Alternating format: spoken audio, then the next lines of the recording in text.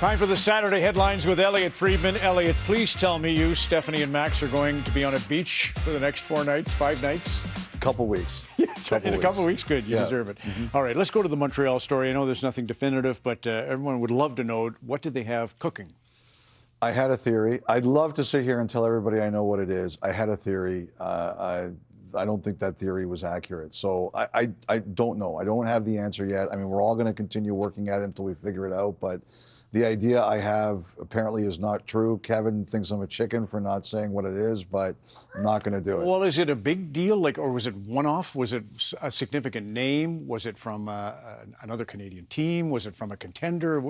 Can you give us a hint? I think it would have been big. Yeah, I think it would have been big, but I can't prove it, so I'm not going with it. Okay, what about Auston Matthews? That would have been big, because you had a funny, you say on 32 Thoughts, the podcast, to Kyle, somebody who you say is a source that is kind of aces, said, San Jose, Matthews. Yeah, so just so I explain it, the day was really boring yesterday, before it really heated up at the end.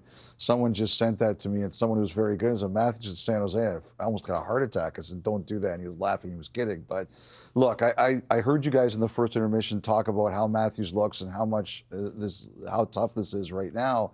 And I just think that at the end of the season, first of all, 0.0 was getting dealt at the deadline. But I think at the end of the season, they're going to sit down and have a conversation with them. It might actually not be right at the end of the year. They might wait a little bit to see how everything unfolds and what they decide to do and where they stand and where everything was going. But, the one thing that a couple people remind me of this week was he signed his current extension in August of 2023. But it was a year before, 2 years before he could even hit unrestricted free agency.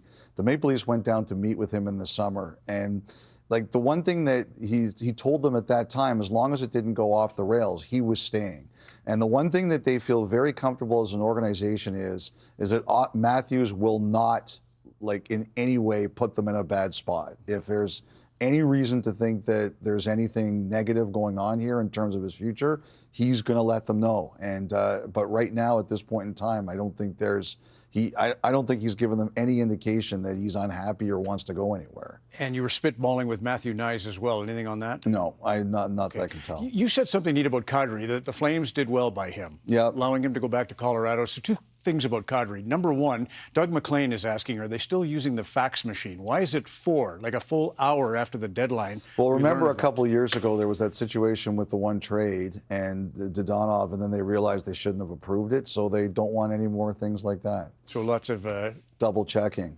But a couple of things. First of all, I did want to mention, one of the more interesting stories I heard in the aftermath of the last couple of days was Braden Schenn accepted a trade to the New York Islanders, and as many people saw, the Islanders and the Blues were actually staying at the same hotel out west.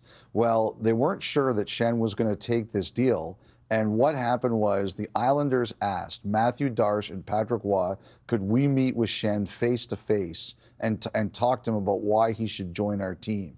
And I told someone that story today, and they were like, there was no way Patrick Roy was letting Schenn get out of that room without saying yes to the Islanders. But it was in that meeting that they convinced Schenn to say yes. And that was the final thing that got that Braden Schenn deal over the line. It was a crazy week in St. Louis. I mean, someday we're going to find out just how many of deals out of that team were, because I don't think Parayko was the only trade that was vetoed out of there. I think there were some others. Yeah, that was the thing. It's a favorite day for the fan. For the journalists, I suppose it's his favorite day. But for the stakeholders, it was a tough week. The Parayko situation, the John Carlson, sleeping and finds out in the middle of the night he's been traded. What do you think the fallout's going to be, Ellie? Do you think the fact there's 30% of the players with contract negotiated, no movement, no trade, do you think there's going to be a big push to get rid of that? What do you think is going to be? Well, we're still a few years away from the next CBA, but it's interesting.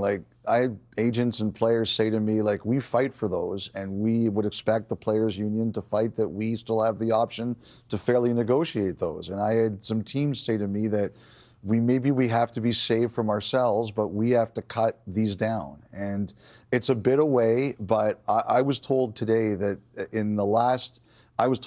there were a few teams that went to the league and said, can we do something about this? And obviously it wasn't a big enough deal for it to be handled. Here's another thing to watch. Florida Panthers need to fall to 23rd or worse to get back the first-round pick they used to get Seth Jones last year. So they would re-enter this.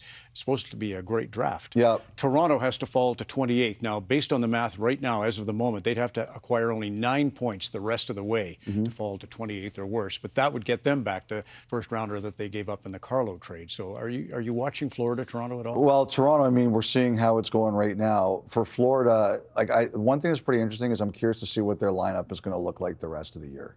Like, they have some guys who are hurt, and you can bring your roster higher than 23 now as long as you're under the cap. I think people are very curious to see Florida and what they're going to do. A couple other things. I did want to mention Calgary. There were conditions on their draft picks. I wanted to show what the situation is with Calgary. So the Avalanche traded their 2027 first to Toronto in the Nick Waugh deal. If it is a top 10 pick, Toronto receives the 2028 first unprotected. That 2028 first is also part of the Calgary trade. If the Flames don't get that pick, they get an unprotected 2029.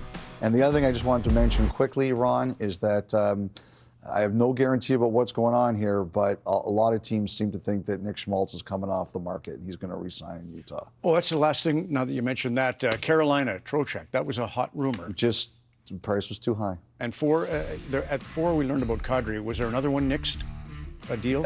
There is a rumor going around that there was a trade that was nixed, yes, because it came in too late. 32 Thoughts, the podcast. That's the best way to find out. It's excellent listening right now. You can get to it. Brought to you by your local Toyota dealer. Available wherever you find your podcasts.